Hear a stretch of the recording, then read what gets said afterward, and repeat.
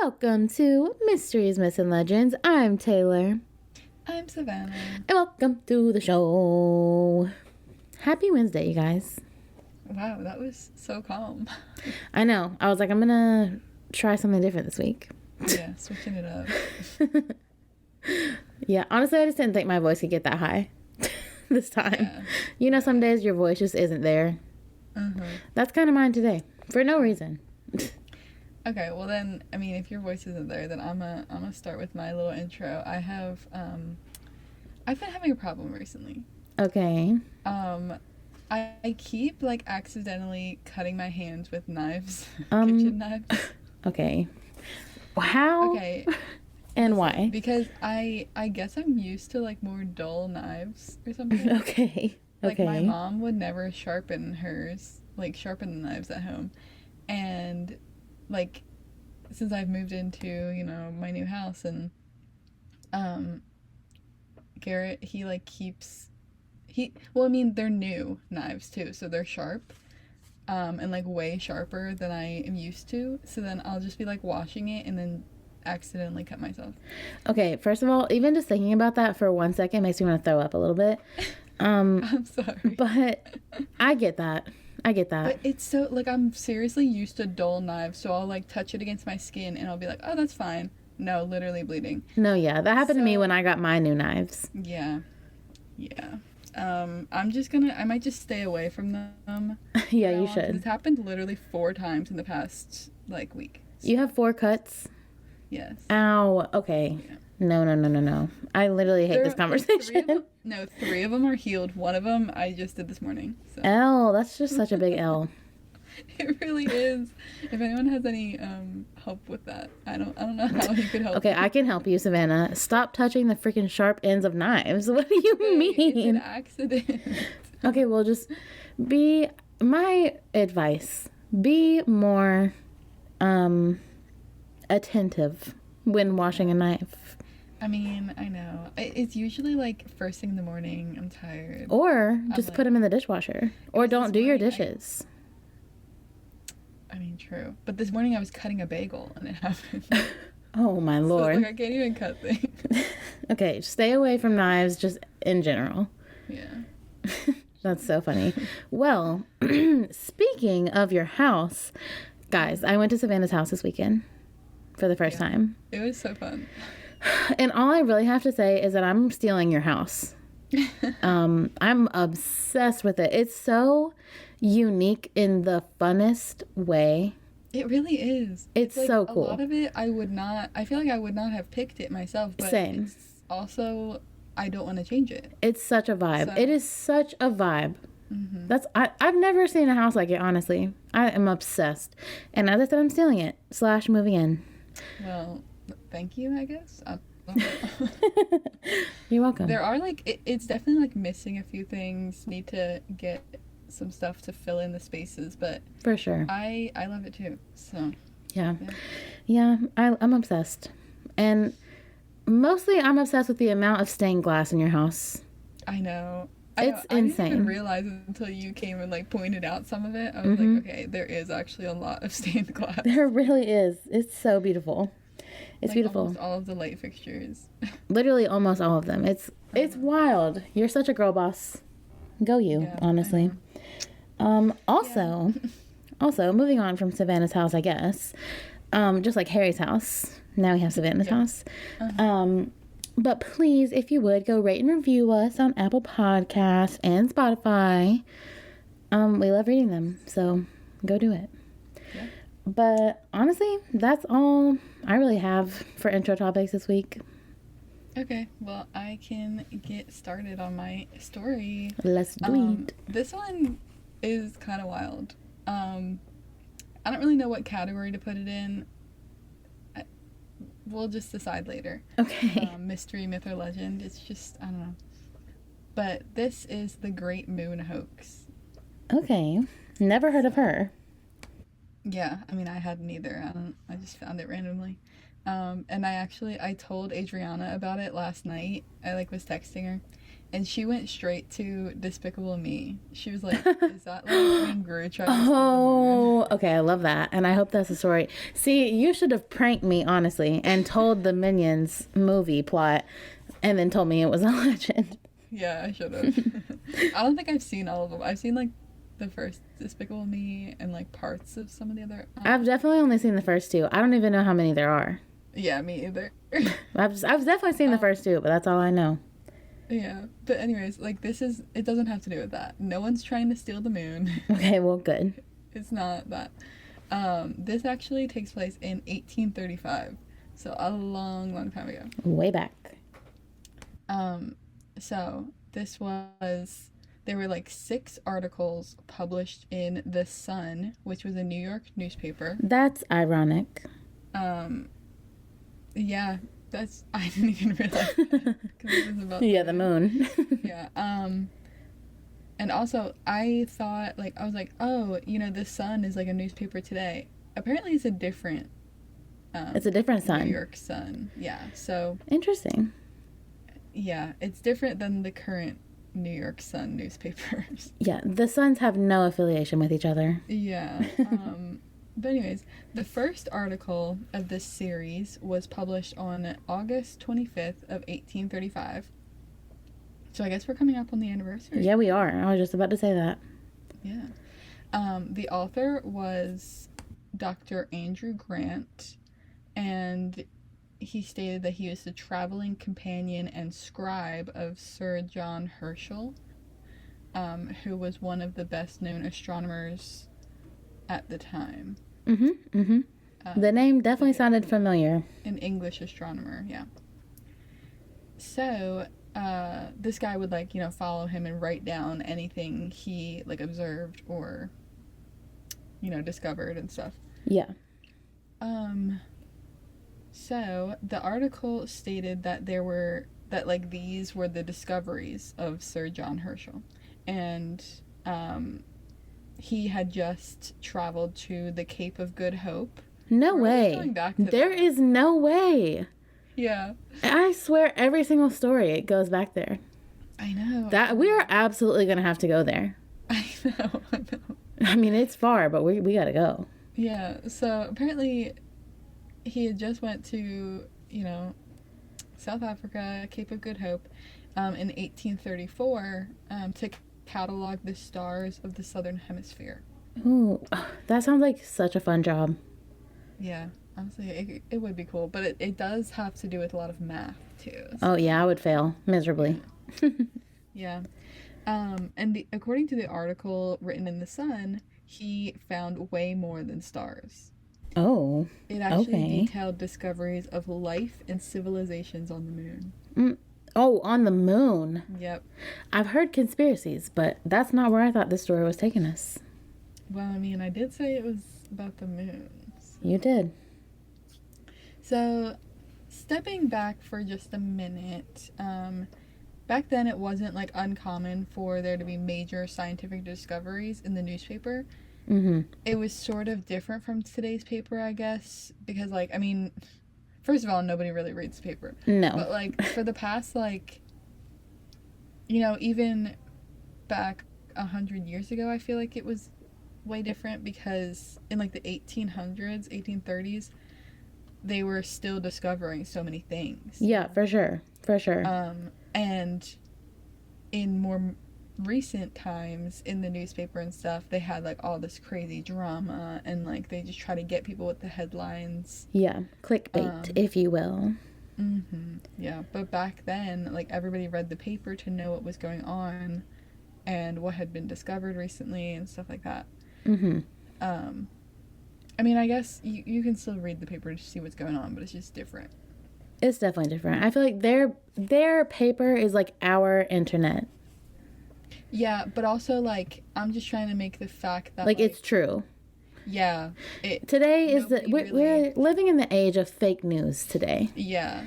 Back then, there wasn't a lot of that. Yeah, it was real news. So, just keep that in mind. For sure.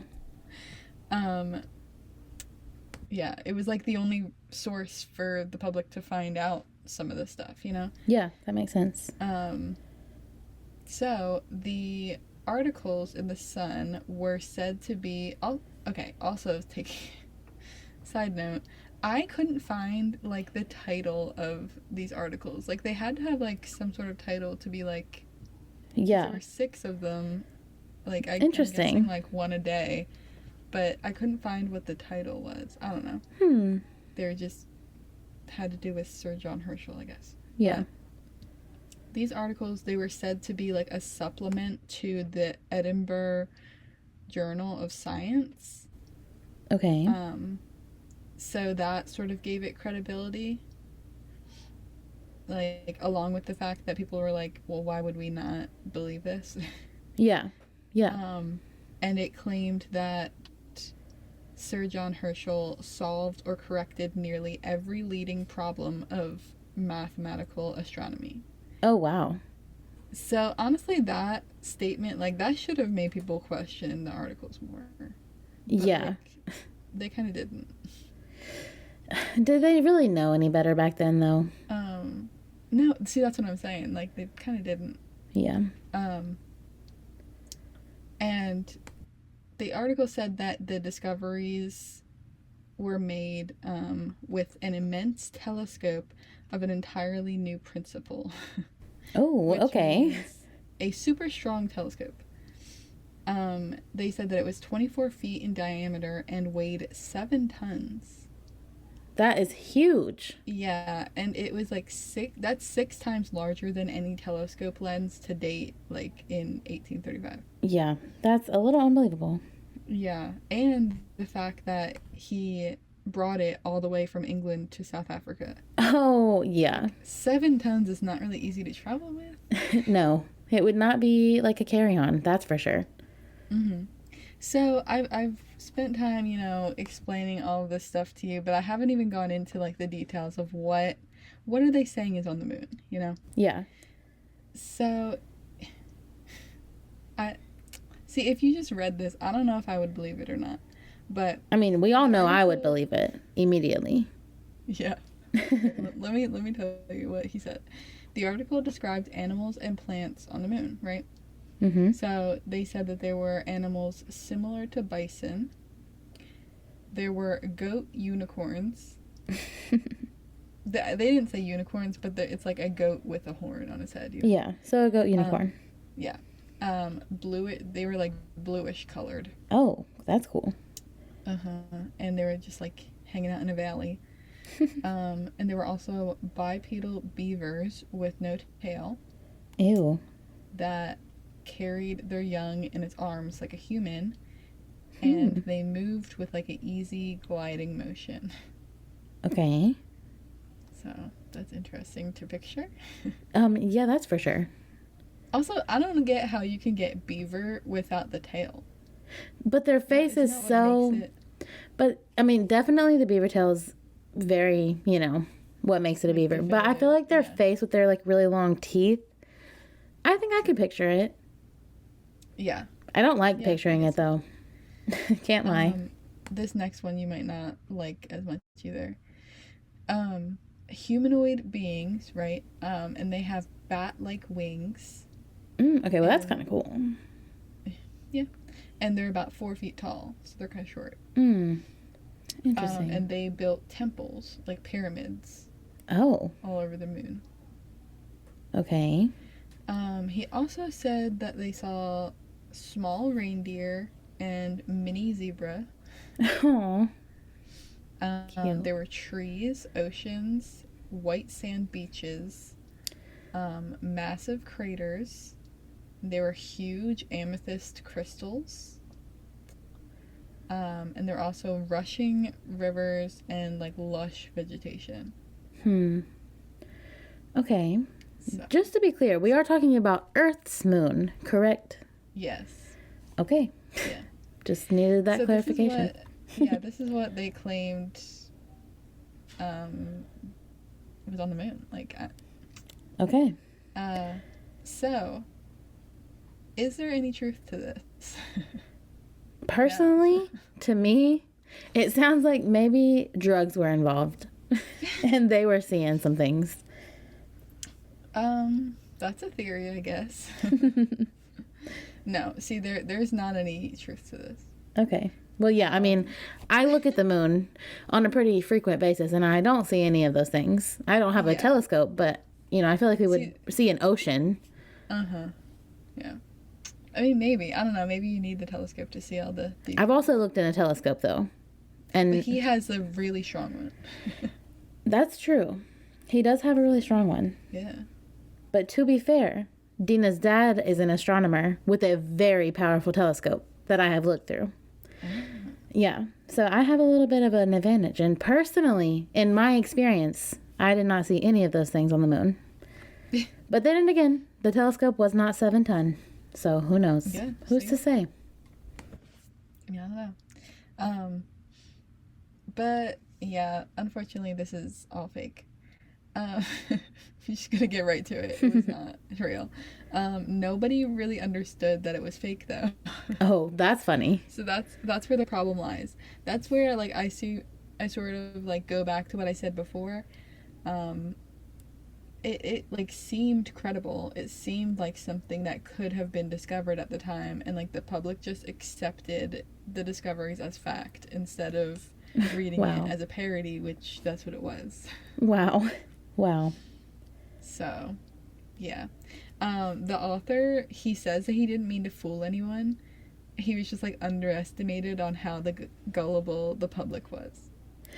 I mean, that's true, honestly, because if you look at what he's saying, like, why would somebody believe that?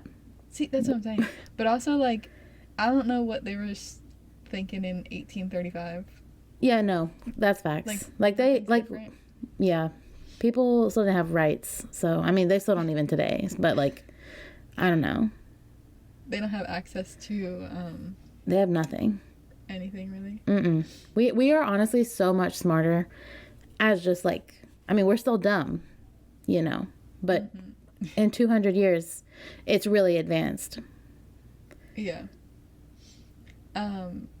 So because people believe this so much, like these articles made the paper a bunch of money.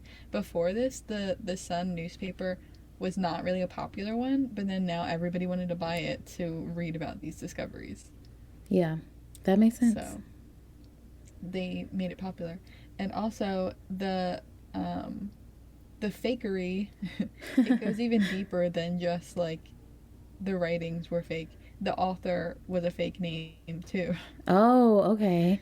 So he said that he was like the scribe or like the traveling companion of Sir John Herschel. Yeah, yeah. He was not. He made up that name and just said, "Oh yeah, that's who I am." So literally every single thing is a lie. Yeah, he didn't even know him. He's like, "I'm just gonna make that up." Wow. The actual author was Richard Adams Locke, and he was a reporter that worked for the Sun newspaper. What?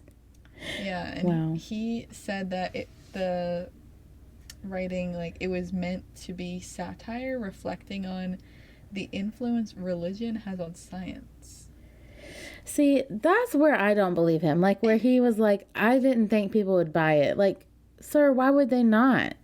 I know. You're saying, like, you are literally making up a story saying that you were the scribe for this extremely smart man. Yeah, yeah. And he said it was backed up by a journal. Exactly. Like, I would believe it. I mean, if I saw, like, you know, and probably in 1800, I would. Yeah. So, like, I don't believe him when he's like, oh, I didn't think people, you know. No, I'm not buying it. Right. Yeah, you make a good point there. And also, the thing that gave him the idea to write about this is because somebody was sort of making similar claims at the time. Oh. But they were being real about it. Oh. So there was this minister who was also an astrologer. So that's where it comes in with, like, religion and science. Yeah. But anyways, he said the moon had an atmosphere and could sustain life. Okay. So basically, he wrote these articles, like, making fun of this guy.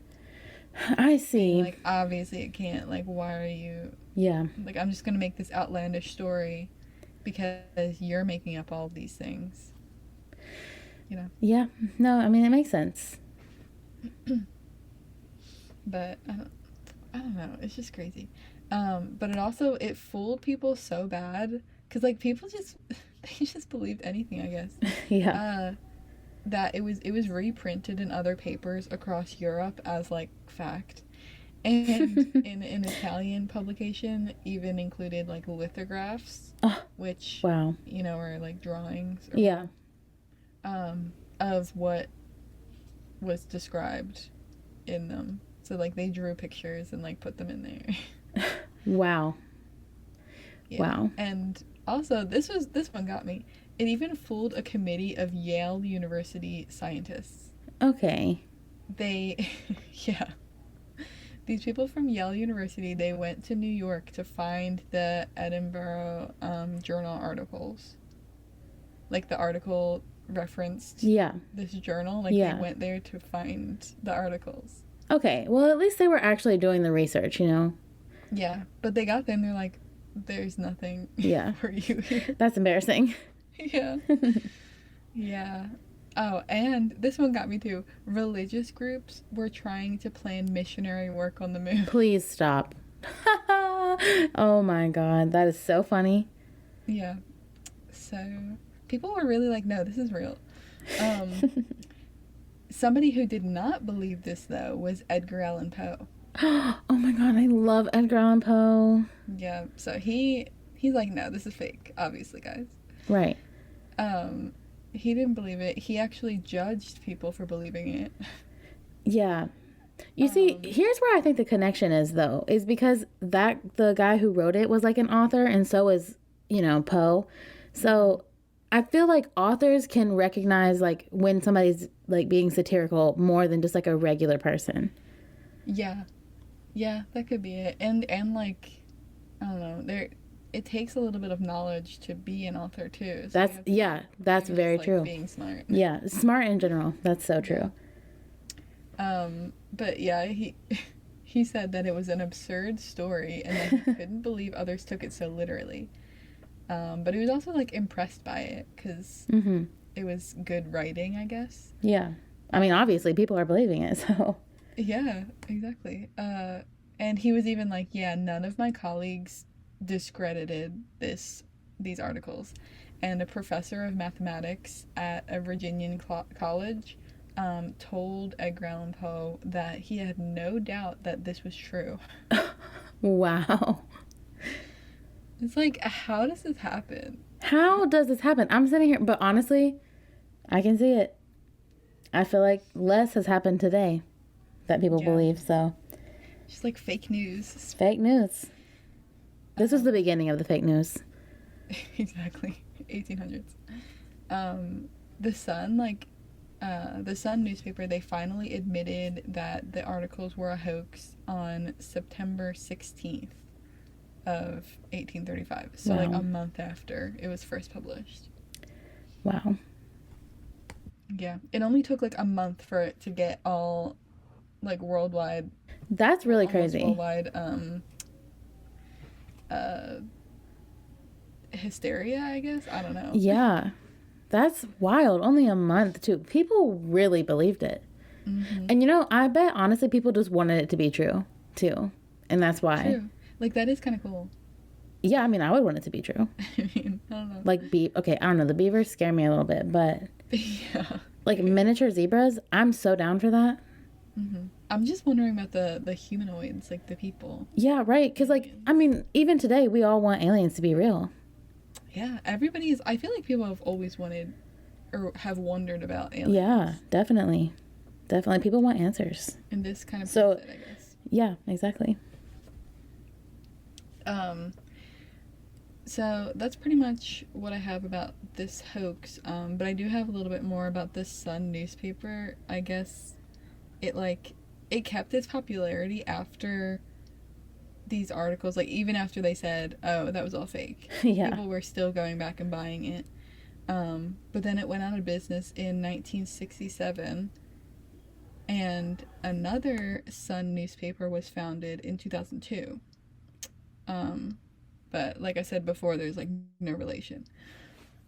But yeah, So that is the story of the Great Moon Hoax, which I guess is sort of like a mystery because it's like, what happened? Yeah, Why? I think it's a mystery. That is so funny.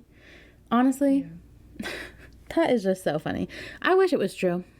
Just sitting here thinking about it. I really do. I know. Wow, I love that. I have never heard of that story, which is crazy. Yeah. It reminds me of this other thing I've heard about before. When they were reading, there was like a book that was read over the radio, and people thought that it was like real life. Oh, okay. Have you heard of it? No, I don't think so. Oh, well, never mind. No, but it was like, now I'm forgetting what book it was. Somebody out there is like, Somebody's screaming. Exactly Yeah. I mean, I believe you. Some book that was like the end of the world was happening. So it sounded like they're describing this on the radio like it's happening in real life. Yeah. So it's like the same type of thing. Yeah. That's crazy. I'm sure it happens a lot, honestly. I mean, it does, definitely. Fake news. That's so crazy, though. Would you believe it, do you think, if you were back then? I don't know. I want to say I wouldn't, but like, I mean, who knows? Yeah. Well, it's no question that I would. So, that's funny. Yeah. Well, that was a really crazy story. I loved it. It's the only thing that would have made it better is if it was true. Because now all I want is like a miniature zebra. That's all I'm thinking about. That would just be so cute. But okay, so this week for you, I have a legend. So, I guess we'll just go ahead and get right into it. I have the legend of the Ringwood Mines. Da da da. Okay. Okay, so first and foremost, before I really get into the story, specifically at Ringwood Mines, we need to talk about mines in general. So what's wild is that actually both of my grandpas and a bunch of my family members actually worked in the mines, specifically in the coal mines in West Virginia. And my uncle actually still works in the coal mines, which, crazy. I've always heard how like dangerous that is. Yeah, it's very dangerous, very bad, and I honestly think very unhealthy. Like bad for your health. Yeah. And you know what's crazy? My grandpa actually has a piece of coal. Somehow it got lodged in his ear, and now it's like because he never like went and got it removed, skin has grown over it. So there's just a piece of coal like in his head. Oh my that you can see. It's crazy. That's what I'm saying. Like it was so unsafe when they are like in operation and like actually being, mined in, and they're even more unsafe when they're abandoned, which is what we're going to get into today. So yeah. And you know what? I've asked them, like people in my family who work in the mines, like about the mines, and they don't really talk about it. So like, I have to just assume it's not a good time. So, but yeah. Anyways, like I said, mines, but especially abandoned mines, are the site of like very cool adventures, but also a lot of danger because you never know if a mine is safe. And especially like recently with like the rise of YouTube and people like loving to explore abandoned places, a lot of people have gotten hurt. So, my advice to you, don't go in a mine unless you know for a fact that it's safe. So yeah, so like you could literally walk right up on a random cliff like that you would not expect and then just fall, or the mine could collapse in on itself, because obviously these mines were built a long time ago. Like structural integrity, first of all, the ground just shifts as it is, but was it even ever safely built to begin with? See, this is even worse than when you were talking about the tunnels last week. I know, I'm just on like an underground kick right now. Yeah, and we were saying last week we were like we'd never go into the tunnels. Yeah, I would. Like, a little bit claustrophobic. Yep. And like I would never go into a mine. Absolutely not. Absolutely not. I would be having a full-on panic attack the entire time I was in a mine because I would be fully convinced that it was going to fall on me. So, and like I just think back when I think of mine, I think back to the news story a couple years ago where like the soccer team like got stuck for like weeks or something. Oh yeah, I do remember. And then like, yeah, but like most of them made it out. I think that was a mine, but regardless, like people get stuck all the time. And there's a lot of tragedies too. So clearly very dangerous, but people still choose to go in them. And obviously, before they're abandoned, mines are used to, collect whatever is naturally occurring in the earth in whatever area the mine is. So in West Virginia, it's coal mines, but there are also like gem mines, like ruby mines, mines for everything. Yeah. So people also like go into mines thinking like, hey, maybe like I can find like a ruby and make some money, But then that's also dangerous because if you're like taking it out of the, mine, that could cause it to fall too. So you just kind of can't win in a mine. Yeah. So anyways, today I will be telling y'all some ghost stories from one specific mine in New Jersey. And it's called the Ringwood Mine. And it is an abandoned iron mine that actually predates the American Revolution. So this is like super duper old, like very much so old, very much so untrustworthy. Like do not go in these mines. So the first ghost story that I'll be telling you today comes from a man by the name of Edward Linnick.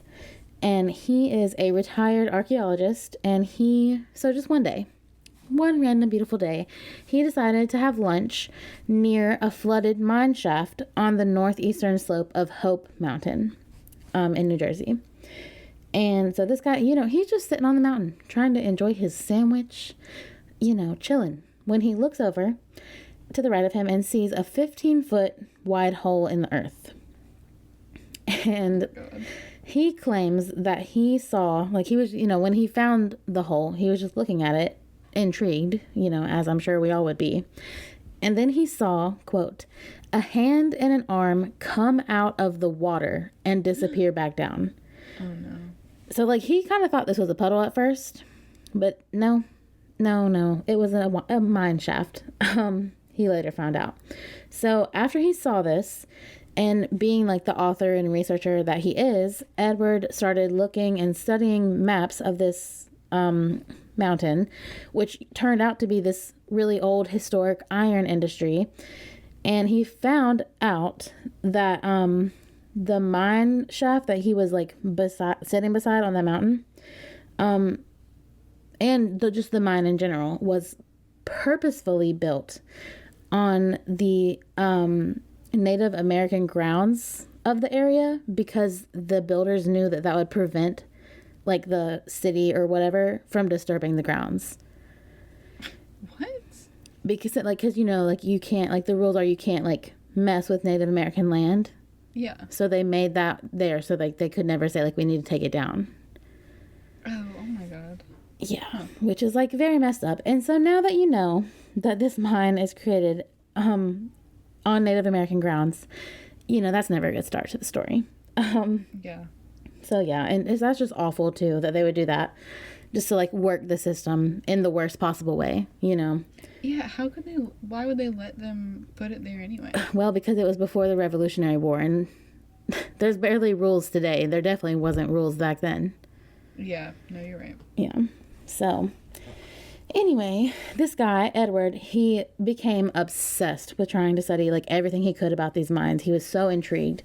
But he was also smart enough, to question himself on what he saw that day. He was like, was I crazy? Like, was it a mirage? I don't know what it could be. So before heading out to look at some of the mines physically, he was doing some research and he found a newspaper article of a 15-year-old who actually fell into the mine shaft back in 1963 because a sinkhole opened on the side of the mountain. And so when the sinkhole happened, it like exposed the shaft, and the 15-year-old was looking down into it and tragically fell and died that day. And so Edward says that A, either what he saw was real, or B, possibly he had knew of this article beforehand and that he that could have created some sort of like bias in his mind to make him see what he saw, Okay. So, at least, I don't know. I kind of believe him, honestly. Just because, I don't know. You don't think it was just like a bias or something? Like, maybe, but like, what? He was just eating lunch. Like, I don't know what, I don't know. I don't know why, but I just believe it. I just do. Yeah, but I nobody else too. does. Like, oh. Yeah, nobody else does. Oh. So he was just like, I don't know. Believe me or not believe me. But regardless, that is so creepy. And mines scare me in general. So can you imagine even thinking that you saw that? No. Creepy. So anyways, this mine falls along this trail that's known as the Hassing-Clever Iron Trail. And at one point in time, this is like a very popular hiking trail up Hope Mountain. Okay. But today, the public access to this hike has actually been completely restricted because of how many contaminated portions of the mountains, like, and the mines are on the mountain. Oh my God. Like, it's completely unsafe. Like, anywhere you step, you could fall through. That's how unsafe it is. So, everything I'm about to say is all completely alleged. Just have to put that out there. Okay. But allegedly, some people also say that it was in this mine that, again, allegedly, Ford Motor Company, among many other industrial companies, actually dumped their toxic waste. Oh my God. That does not surprise me. Yeah, and that wasn't found out until later. So I'm like, that's interesting. To think about, like, what that man saw, and then, like, that happened also. Interesting. Yeah. And he did not know about that. And, like, the fact that he just, like, described it as, like, dark, like as if the person was covered in toxic waste when they were coming out of the hole. You know what I'm saying? Kind of makes it a little bit more believable, since he didn't know about that. Yeah. No, it definitely does. And then people saying they don't believe it. What if, like... It's the Ford. It's the car companies. They're like... Yeah, they paid people off to like, oh, don't believe it. Exactly. They're like, just make the story disappear. Yeah. Yeah. So, the iron mining in Ringwood actually started in 1740. So, before we were even a country. That's crazy. So, I lost my spot. Where is it? Okay. So I guess people came over here and started mining right away. Yep. Immediately. They're like, this is a good spot. Okay. Yep. I don't know how they found... that's one thing that confuses me. Like, how do you know where has good stuff? Don't know. Yeah, I don't know. That's probably, like, one of the main reasons to travel to a new place, though, because they were, like, trying to find resources. So True. They probably, like, went right to it, like, looking for what they had here. True. Yeah. No, that is actually exactly what happened. So, it started, as I said, in 1740, and when they first started, they only made shallow pits on the surface. Okay. But then eventually, when they started finding stuff, the mines eventually chased the magnetic ore nearly 2,000 feet underground. Oh my God. Which I have to think, like, 2,000 feet is so far.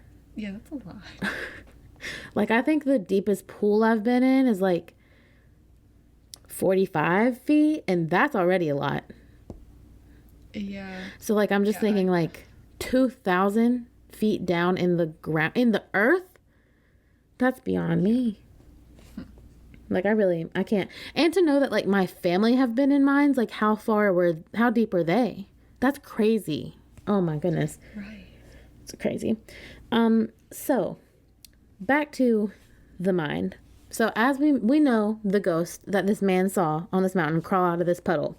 But miners actually, while this mine was still like in, like, people were actually mining stuff out of it, they also experienced some weird things. So the miners would report as they were just down there, and when they were on break, they would hear knocking sounds at irregular intervals. Oh my God. And that could maybe be explained like, oh, that's just somebody mining, like, in a different area. However, they realized that these, like, knocks would almost immediately, like, come right before a really bad accident happened. Oh, I don't like that. No.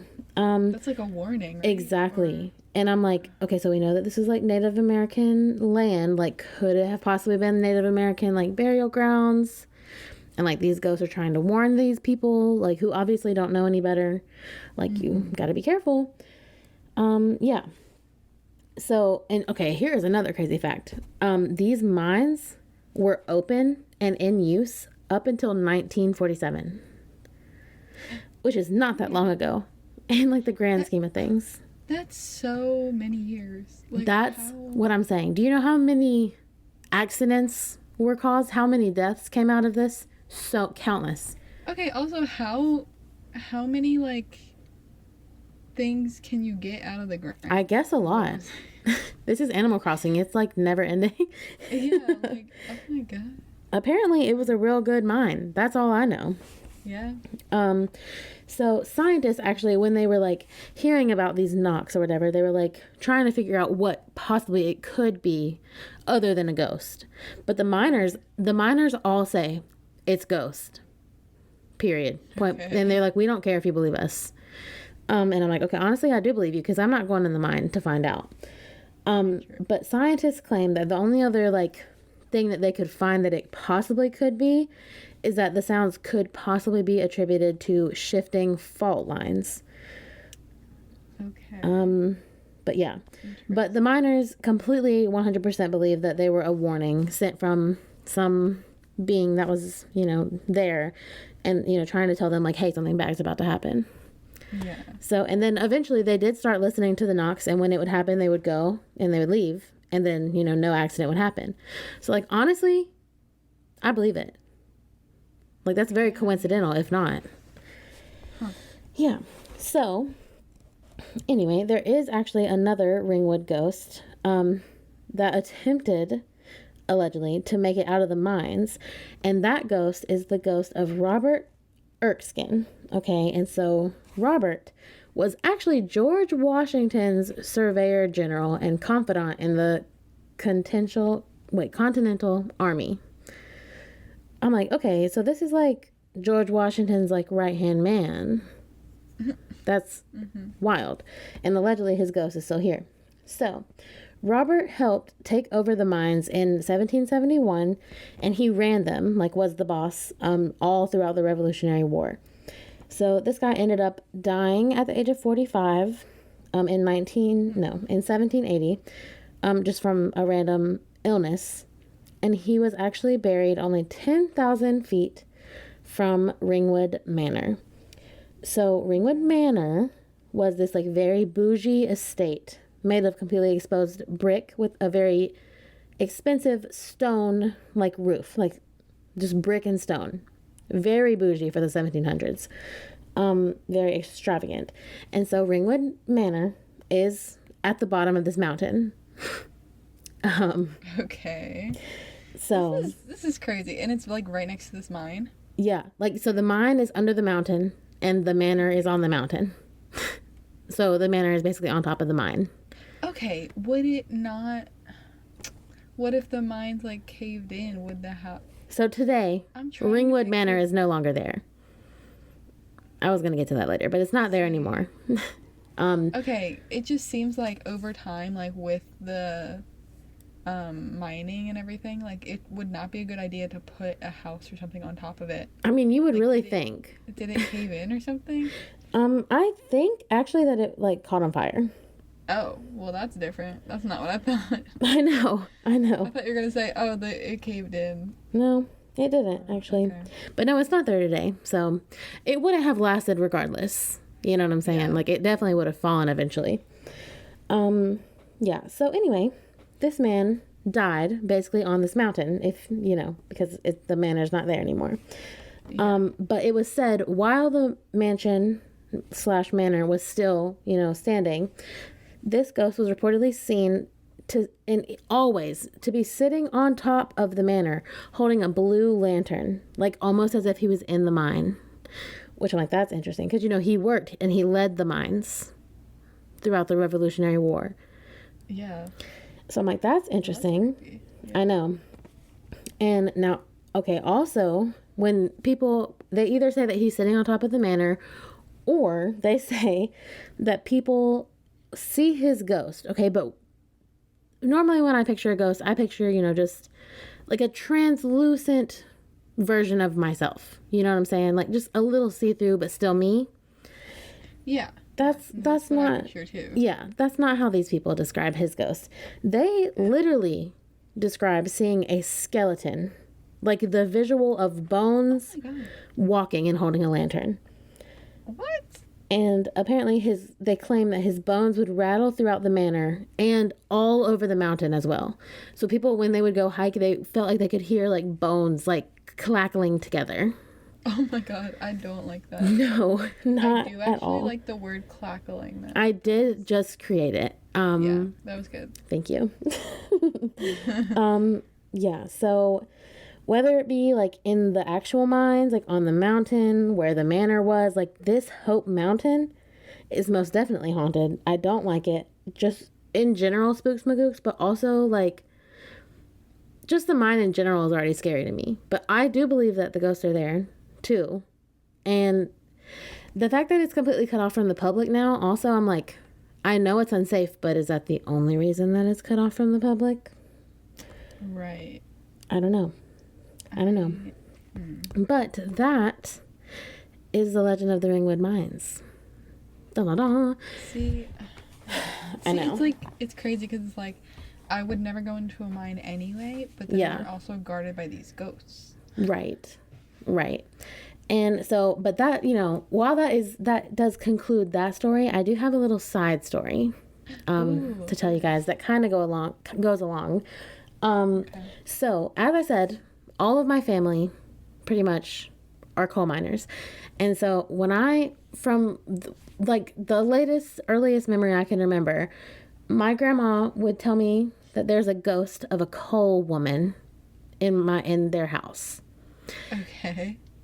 And, I really thought she was kidding until one day I think I saw the coal woman, which is a little bit horrifying. Yeah. And so I'm like, what does that even mean, a coal woman? I know it's messed up that she would call her that, but like literally a woman, but like covered in coal. So I don't know if anybody has ever touched coal, but when you touch it, like the black coal dust particles get all over you.